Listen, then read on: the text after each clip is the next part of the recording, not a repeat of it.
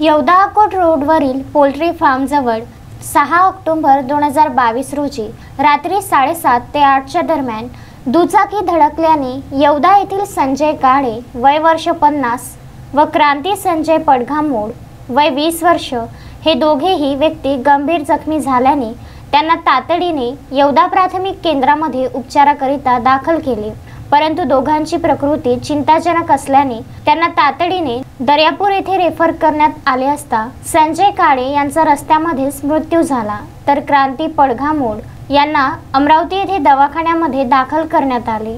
घडलेली वार्ता वाऱ्यासारखी गावात पसरली। गावात सर्वत्र नवदुर्गा विसर्जनाचा आनंद व्यक्त करीत होते। मंडळाच्या कार्यकर्त्यांना ही वार्ता कानावर येताच दुर्गा उत्सवाचा आनंद आटोपशीर घेतला। या दुःखद घटनेने सर्वत्र शोकाकुल पसरली।